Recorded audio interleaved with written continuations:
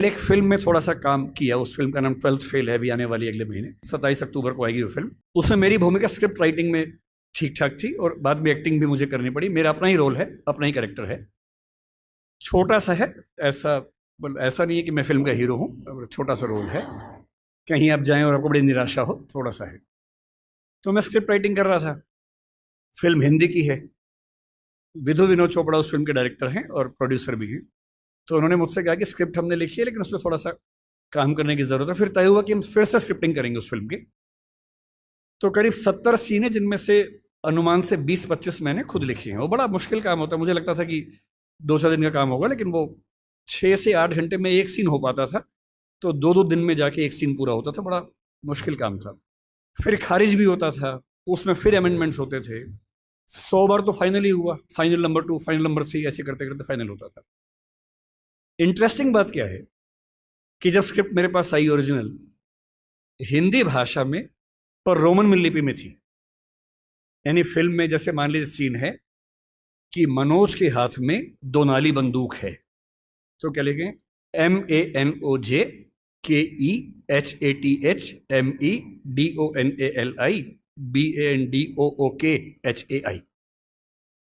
अच्छा, मुझे हिंदी रोमन लिपि में पढ़ने में बड़ी बाधा होती है, दुविधा होती है।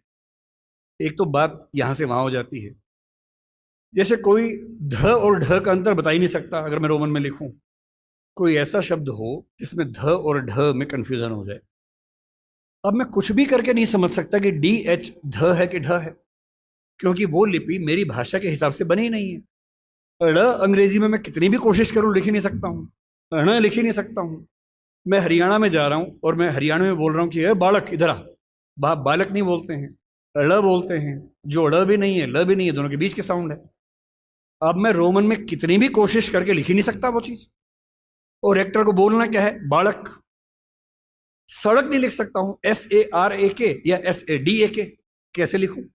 या तो उस लिपि को उसके फोनेटिक्स के हिसाब से चेंज करूं, जो फिलोसफी में हम करते भी हैं। नहीं तो कैसे काम चले? तो मैंने उनसे कहा, मैंने कहा सर, मैं देखिए मुझे बड़ी असुविधा होती है इसमें। मैं देवनागरी में लिखूंगा और आप कहेंगे तो मैं उसको रोमन में कर दूंगा बाद में, पर पहली बार मैं आत्मा में उतरने दो, मुझे देवनागरी में लिखने दो। तो उनको आश्चर्य हुआ कि ऐसा भी होता है, क्योंकि उस इंडस्ट्री में आमतौर पर ऐसा नहीं होता है। तो मैंने देवनागरी में एक सीन लिखा, लिख के भेजा। नियम था कि मैं रोज रात को 3 बजे ईमेल करता था। मेरा शेड्यूल था 3 बजे सोने का, उनका था 5 बजे उठने का। तो 5 बजे उठ के पढ़ते थे और 6 बजे तक कमेंट्स आ जाते थे। फिर मैं उठने के बाद उसको ठीक करता था। तो जब पहली बार मैंने भेजा उनको हिंदी में सीन लिख के, तो नेक्स्ट डे वीडियो कॉल हमारी चल रही थी। अब सोचिए, विधु विनोद चोपड़ा जो कि बहुत बड़े डायरेक्टर प्रोड्यूसर है इस इंडस्ट्री के, 5-6 लोग टीम में हैं, बड़े बड़े लेखक हैं, डायरेक्टर्स हैं, वो सब उस टीम में वीडियो कॉन्फ्रेंसिंग में हैं। सबके सामने क्या बोले? बोले यार ईमानदारी की बात है, पढ़ के मजा आ गया।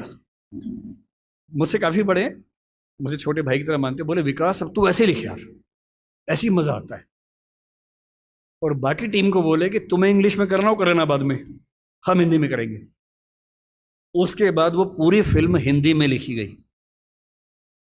बाद में इंग्लिश में हुआ, जब शूटिंग हुई तो उसको इंग्लिश में कुछ एक्टर्स के लिए किया गया, क्योंकि हर एक्टर नहीं समझ पाता।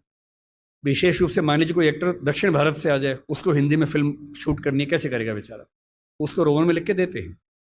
पर कुछ लोग हैं, अमिताभ बच्चन एक जमाने में ऐसा करते थे, आशुतोष राणा इस समय ऐसा करते हैं। मेरे मित्र हैं, कुछ दिन पहले बता रहे थे कि उनकी स्क्रिप्ट अभी भी हिंदी में लिखी हुई आती है, देवनागरी में लिखी हुई आती है।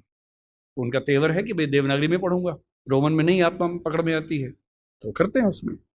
मेरा जो कहना है वो ये कि मनोरंजन की दुनिया में इतने अवसर हैं और उन अवसरों में हिंदी का मुकाबला किसी भाषा में नहीं हो सकता है। बस थोड़ा सा अपनी ताकत का एहसास करिए, घबराइए मत, डरिए मत। हिंदी समाज की सबसे बड़ी समस्या एक ऐसा डर है जो बिना किसी वजह के।